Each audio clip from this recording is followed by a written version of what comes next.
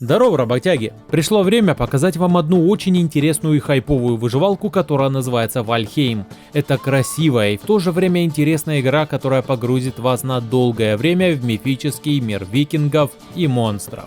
Знакомство с ней произошло случайно, я ничего почти не знал о ней, но и чё-то как-то Stalker Anomaly поднадоел, о котором, кстати, есть видосик на канале, и захотелось чего-то нового. Steam порекомендовал мне этот выживастик, и он в принципе был недорогой, но и не дешевый. Решил, короче, рискнуть и взять, а если не понравится, то просто верну и все. И знаете что? Это, наверное, самая удачная покупка игры за последние 3 года в моей жизни. Она заставила меня задуматься и погрузиться в нее на десятки часов.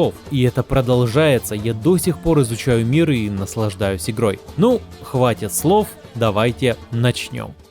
Перед началом обзора обязательно подпишитесь на канал и поставьте лайк этому видео, чтобы не пропустить новые видосики по игре Вальхейм.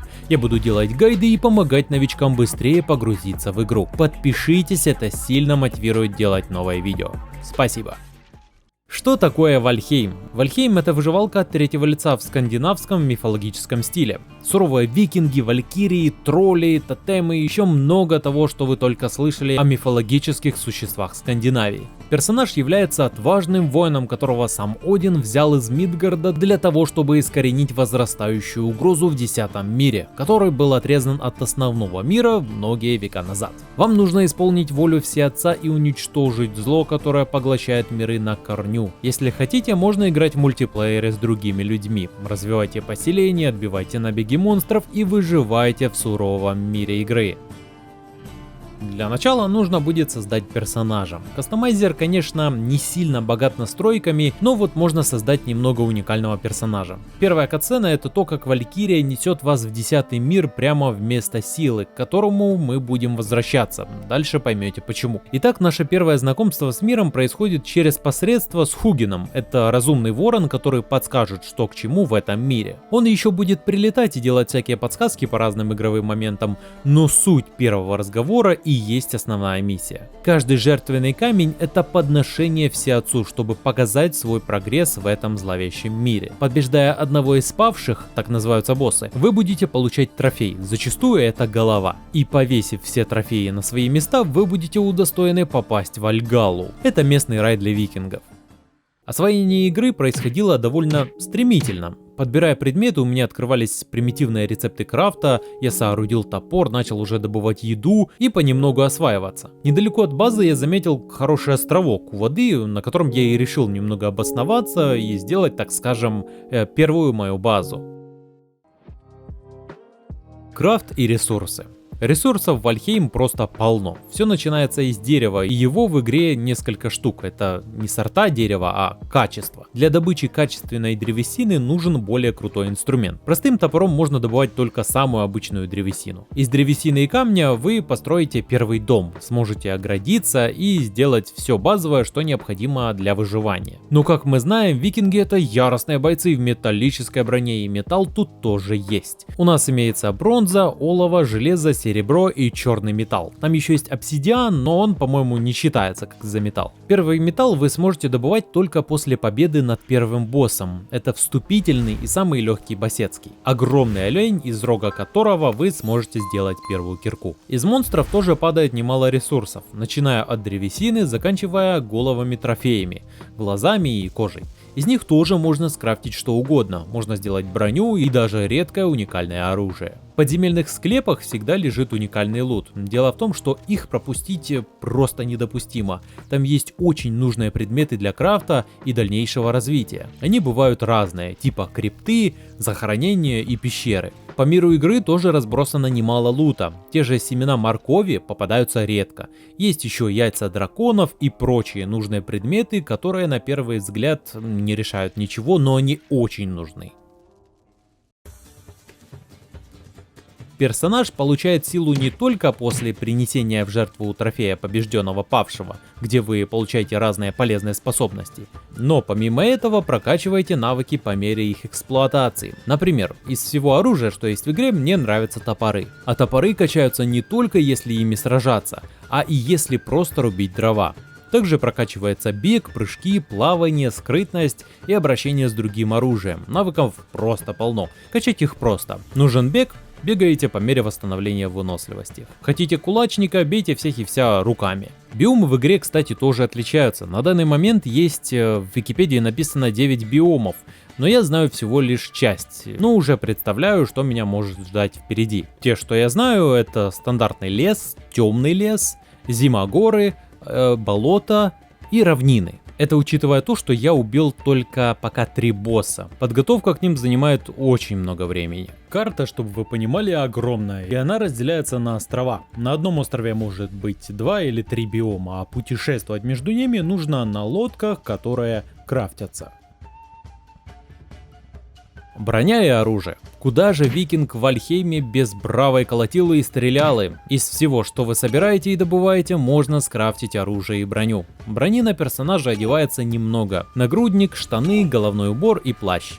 Еще если сильно постараться и поискать торговца, который продает легендарные предметы, можно приобрести усиливающие вещи, например пояс на увеличение силы атаки, налобный фонарь корону или другие мелкие вещички.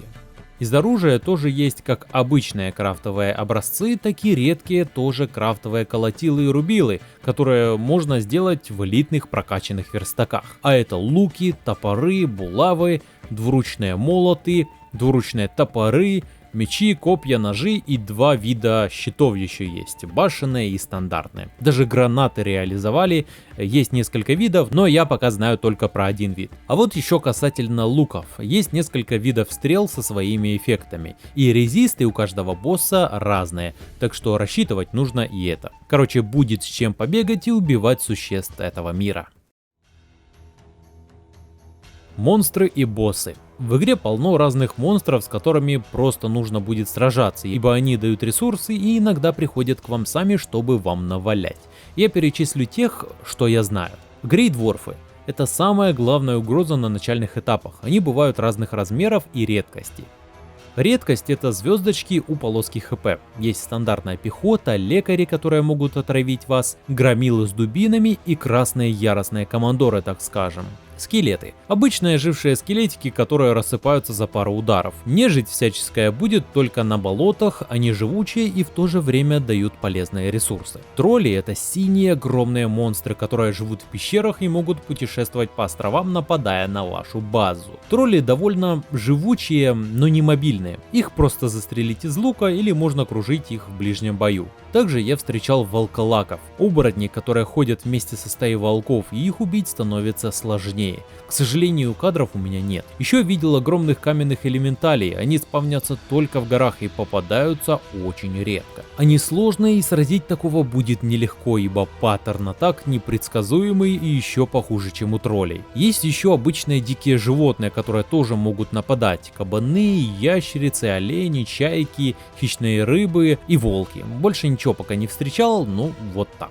Из каждого падают трофеи. Их можно вешать на стену в качестве украшения или крафтить предметы какие-то. Трофеи боссов вроде как нигде не применяются в крафте, но у монстров есть еще свои точки спавна. Если помните Майнкрафт, там тоже есть спавн-блоки, которые нужно разбирать на части, чтобы мобы больше не спавнились. Также я видел в степях грейдворфов, которые основывают свои поселения, но это уже для высоких уровней. Или кто знает, может это гоблины какие-то, на грейдворфов они похожи мало. Сложность игры. Сложность в игре довольно сбалансированная, но есть моменты, из-за которых бомбило. Это боссы. Дело в том, что иногда их атаки достают в самых сложных и неожиданных местах.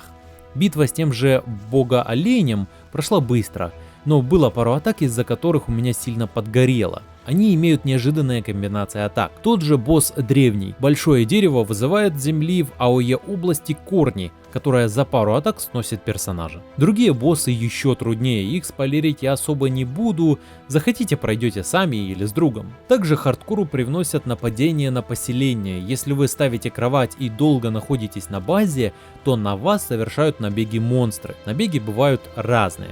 Кучки грейдворфов, толпа троллей, которые сносят все постройки и еще хуже. Да и процесс выживания тоже непростой. Иногда может привалить деревом, неожиданно вы наткнетесь на отряд мобов. Короче, игра веселая и полна событий. Постройка базы — это в первую очередь фарм ресурсов. Строить большую базу советую только на этапе, когда вы можете добывать бронзу, ибо у вас уже появляется бронзовый инструмент, и сложности в создании инструментов не будет. К этому времени вы разберетесь со всеми базовыми элементами и будете знать, что вам именно нужно. Гринд тут это не такая уж и монотонная штука. Если кто-то любит просто наслаждаться графикой, то поверьте, копая ресы, вы и отдохнете, и наделаете кучу скриншотов. Также кроме базы можно создать свою мини-фермочку. При определенной удаче можно найти семена моркови и посадить морковный огород. Просто я на момент написания других овощей не нашел, ну вот засадил все морковью. Если вы найдете пчелиное гнездо, то из него можно получить пчеломатку и потом можно крафтануть пасеку. Мед, который делают пчелки, неплохо поднимает хп и нужен для медовухи. Также, если вам нужно много шкур, можно сделать загон для кабанчиков. Они будут размножаться, а вам нужно кормить их грибами и морковкой. И следующее поколение уже будет прирученное и не будет на вас нападать. Строя базу, продумывайте, где что и будет располагаться. Дом нужно оборонять от монстров, обустроить защиту поселения, ферму немного вдали от базы поставить, а склад ресурсов можно вообще вынести за стены базы, их никто не украдет.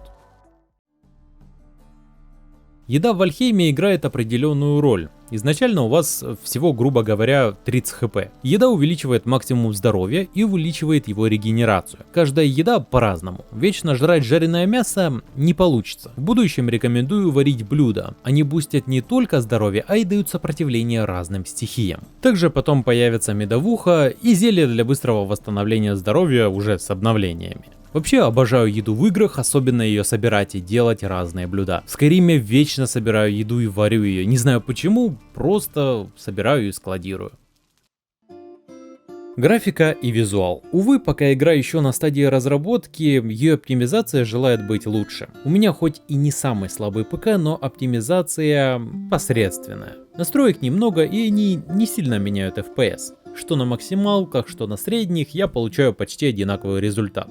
Обидно. Сама графика поначалу будет казаться слишком пиксельной, мыльной и размытой. Но когда ты поиграл уже час или второй день, мозг адаптируется и начинает дорисовывать визуал, и игра преображается в лучшую сторону. Эффекты очень качественные и подходят под такую стилистику. Хотя это и обычная выживалка, разработчики вложили немало стараний. Атмосфера Вальхейма иногда заставляет задуматься, погрузиться в себя и подумать о своих насущных делах. Обычно я медитирую за компьютером, а вот с таким умиротворяющим визуалом, как в Вальхейме, я отдыхаю разумом и телом.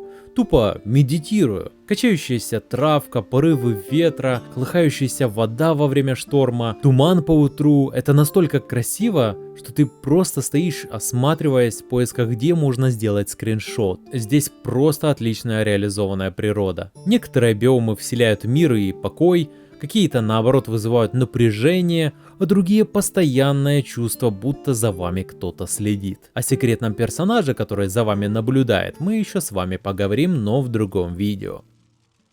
Итог. Купив Вальхейм, я подумал, что эта игра займет у меня пару часов времени, и я верну ее обратно. Но в тот день я просидел за ней до 3 часов ночи, добывая ресы и исследуя новый для меня мир. Вечером это время, когда мышление у человека в более романтическом расположении.